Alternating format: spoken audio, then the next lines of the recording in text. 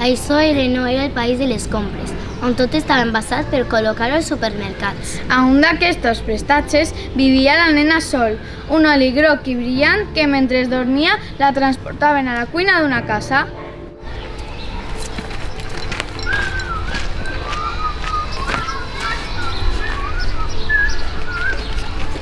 On regnaven les rialles dels xiquets.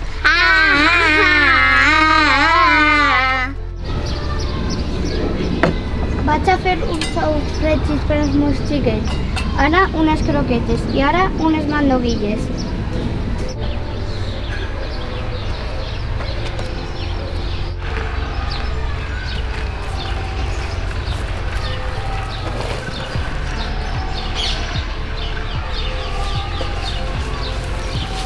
Aquest oli està molt negre. No serveix per a res. Això es queda ahí.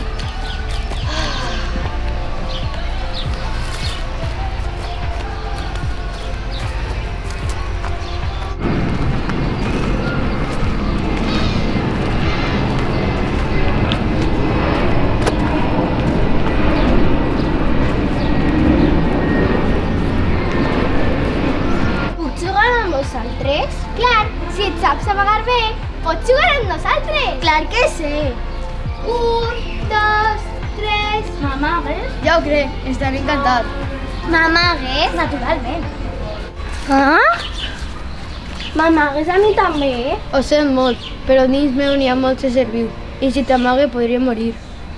I tu m'amagues? Al meu interior viuen molts éssers vius. Si t'amague es posaran tots malalts.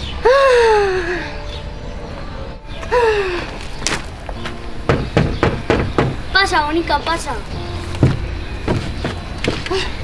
Jo era rosa com sol i clara com l'aigua, però de tant utilitzar-me m'he embrutat i no em volen en cap lloc. No plores, Bonica, el teu cor encara brilla. Conec un lloc on pots tornar a ser com abans. On és? És el país del reciclatge. Vine, que està a prop d'ací.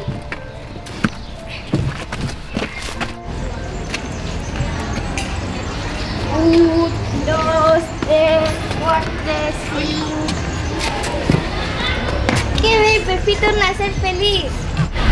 Des d'aquell dia, els residus que no trobaven lloc a la natura Emprenien el camí del país del reciclatge amb el savi ancià de barba blanca.